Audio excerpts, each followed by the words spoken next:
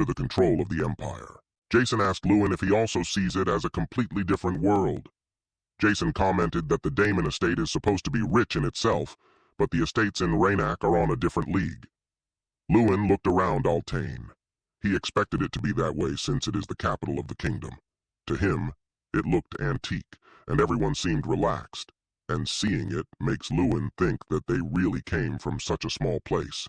They decided to go to ride the carriage to get into their accommodations.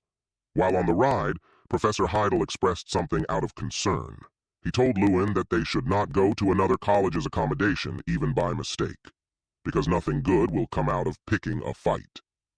It was funny how Lewin felt a bit guilty when the professor said that while looking at him. Strang got excited upon a sight of something. Lewin asked what it was. Strang pointed outside the window. Strang mentioned that there's an interesting smell. The carriage shook and Strang fell from Lewin's shoulders. Strang mentioned that it seemed like Draca's relic is in the place. The next day, at the Ignit Academy accommodation. Jason was still groggy when he asked Lewin if he's going out on a date since he was in a rush. Lewin had no time to answer since he went straight to the exit. He ran fast while asking Strang if he's sure of it. Strang told him that they will start seeing it on the minimap.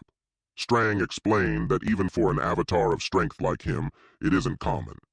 They arrived at the Altane's Touching Memories workshop. Lewin entered.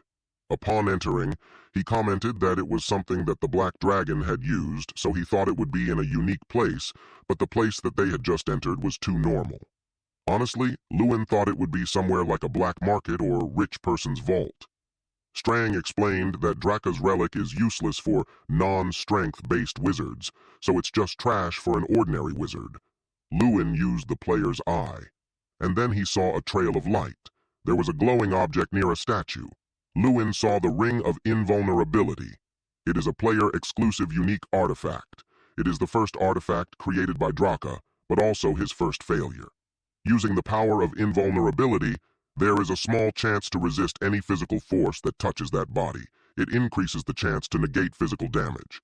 Knowing that it's a failure, Lewin got suspicious. Strang gave an all-knowing laugh and explained that it's a little unique. Strang informed him that it's not just about resisting the attacks, but it even resists a touch from a friend, even a hug from a lover. Strang commented that it might prove useless when needed, and it could activate on something trivial, making it a failure. But he told Lewin that he needed that. It increases strength by 200 when equipped. Lewin knew that increase alone, it was worth wearing. He put on the ring. He was pleased that it fit perfectly, like the ring was made for him. He told the counter that he would like to buy it.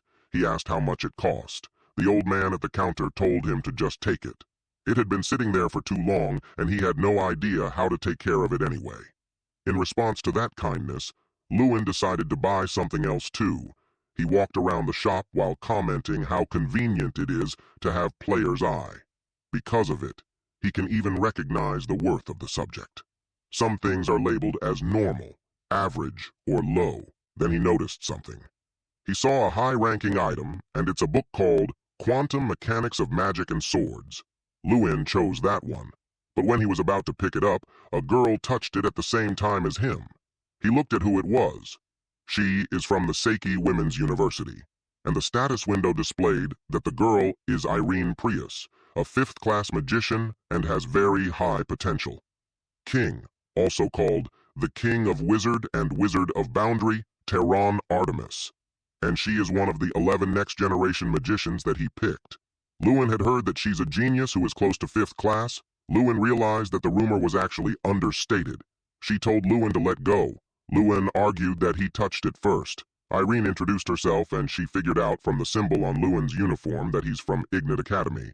She told Lewin that he found the thing that he was looking for earlier, but now he's looking for something else to buy, while she, on the other hand, is only there for the book. She asked if he could just let her have it. Lewin figured out that she was listening earlier. Lewin asked why she needed it since people don't normally look for that book. She had difficulty answering him. She blushed as she explained that it was for her personal assignment and she couldn't give the details. Lewin knew that it can't be an assignment from the academy. He thought that it could be from the king or something. He lets her have it. Irene did not expect that. Lewin replied that she just mentioned that it's important for her, so she can have it. Irene thanked him.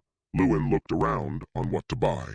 Irene observed him for a while. Later that day, Jason was screaming when he found out that Lewin met Irene Prius. He inquired what they had talked about, and if she's a beauty just as the rumors say.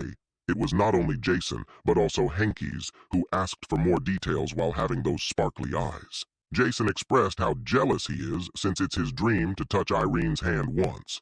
Henkies told him that he's petty. He boasted that he saw Irene during the Grand Festival and even sat next to her.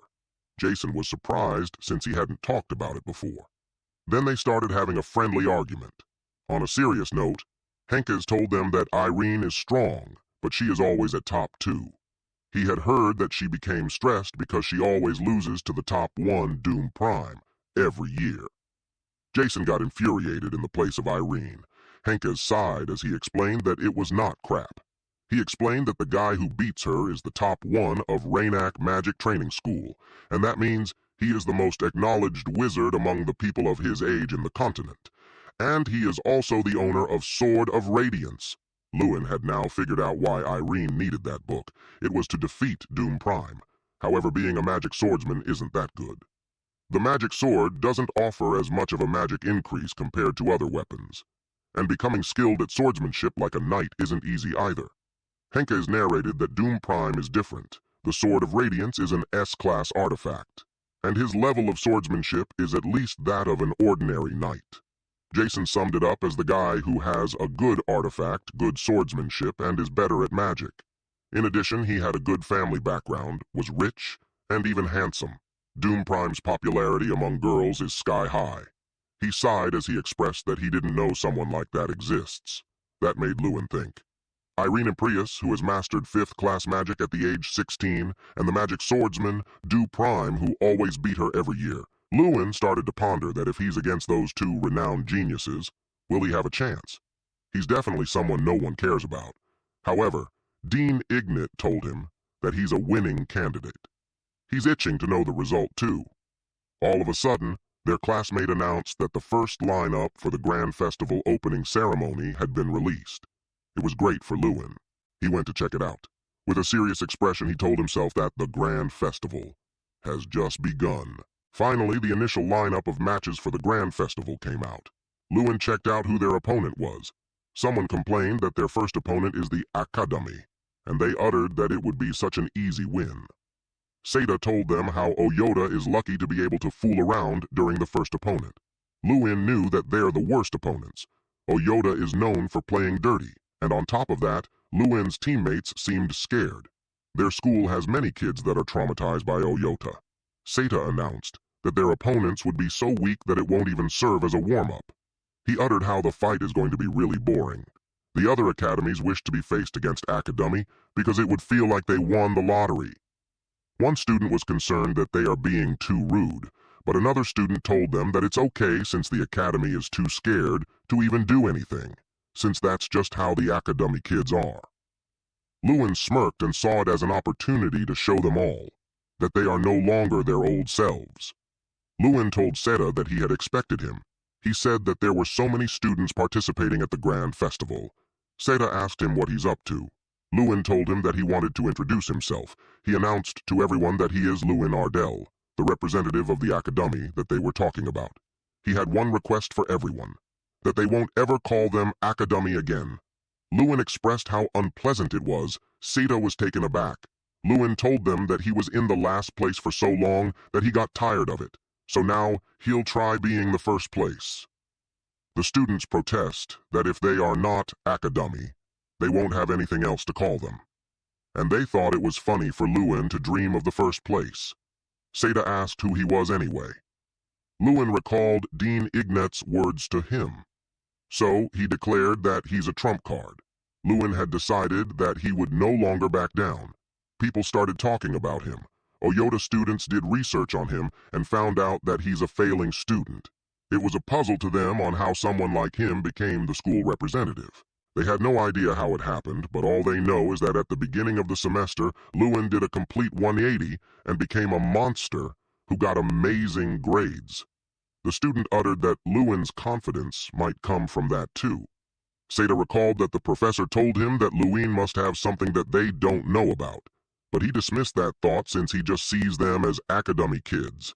Seta was set on teaching those arrogant kids a lesson, using their school's traditional way. At Ignit Accommodations, students were gathered since tomorrow is the Mana Grenade throwing event.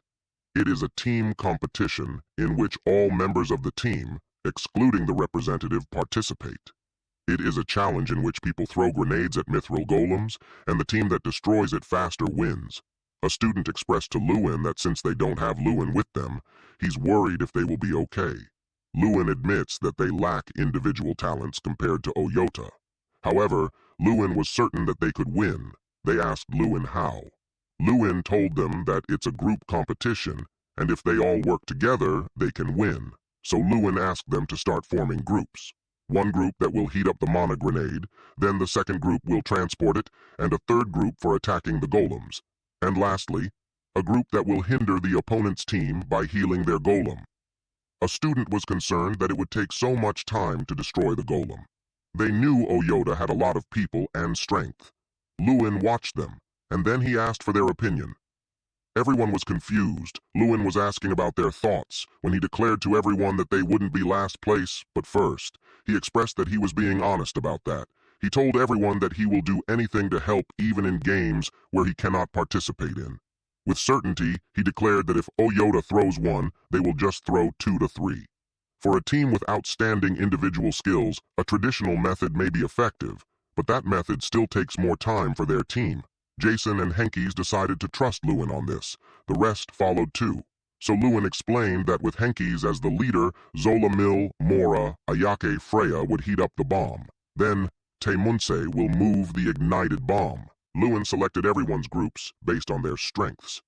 And of course, Luin's ability lies behind those choices. He used the player's eye on his teammates. Using this, he was able to minimize weaknesses and focus on the strengths of the group members. The students were happy and motivated now that they saw hope. Once everyone was assigned to the perfect group, even the ones who doubted Luin had started to have hope. Everyone happily talked about what their weaknesses and strengths are. Luin was relieved to see them like that. He had observed that the academy students started to become more confident, and hope had started to rise. But their attention shifted to someone at the door.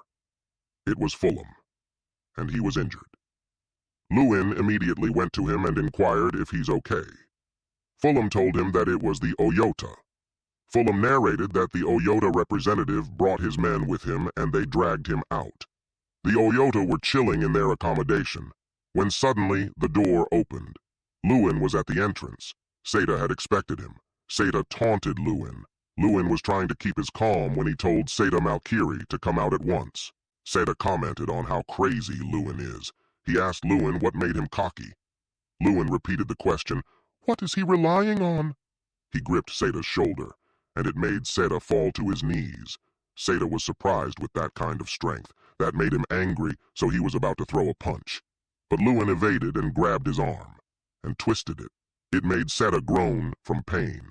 With an intimidating tone, Luin warned him that if he ever touches them outside the arena ever again, things won't end well. Seta rolled on the ground because of the pain. His friends were worried about him. Seta glared at Luin. Luin suggested that they should make a bet. It was a takbam bet or flicking the forehead.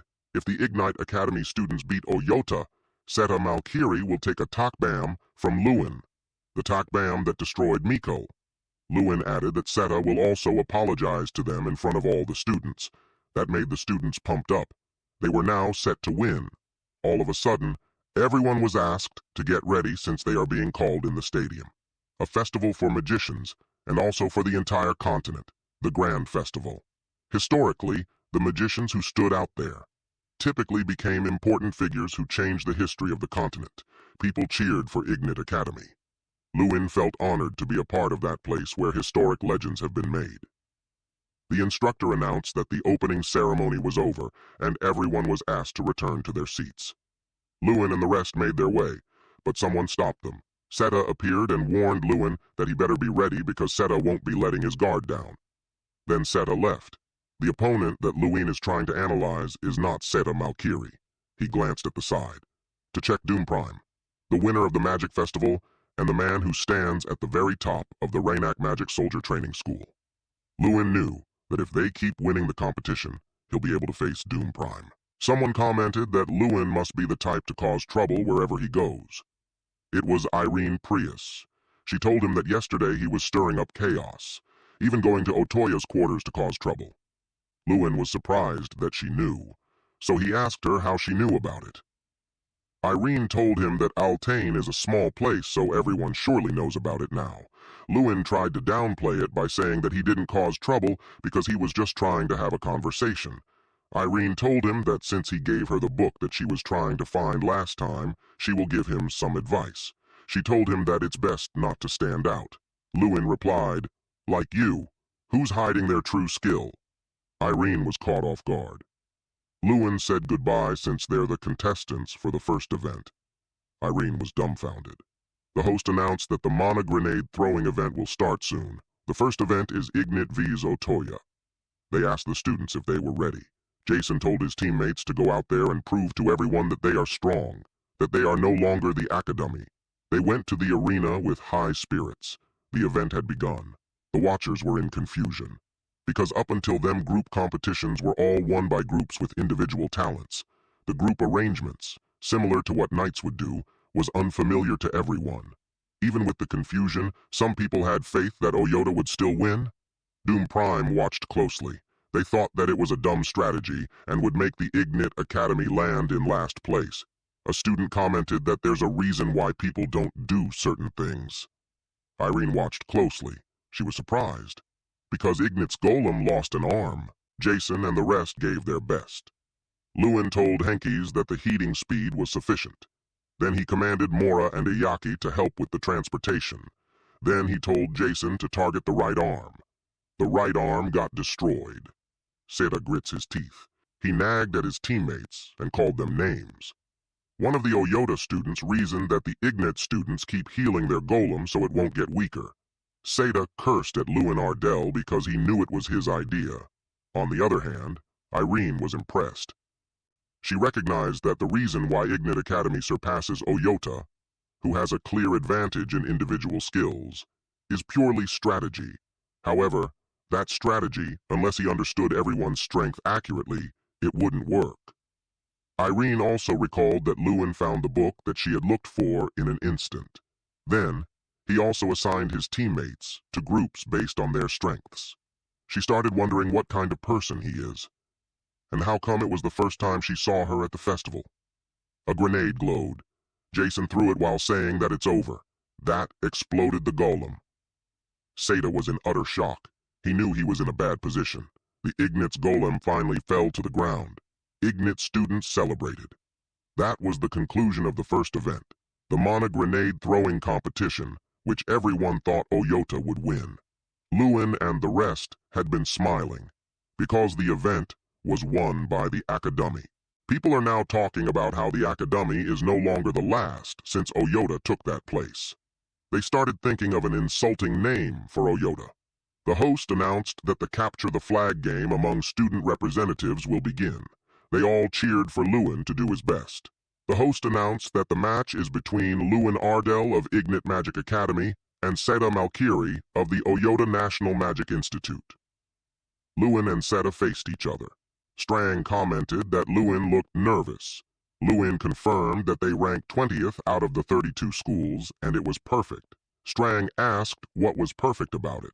Lewin explained that people are starting to pay attention to them because of their recent victory, but it's still not enough to break away from the label that has been branded on them for years. Lewin uttered, "overwhelming victory."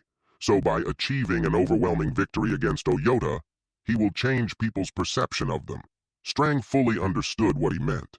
There's one more thing. It was to show the Magician King.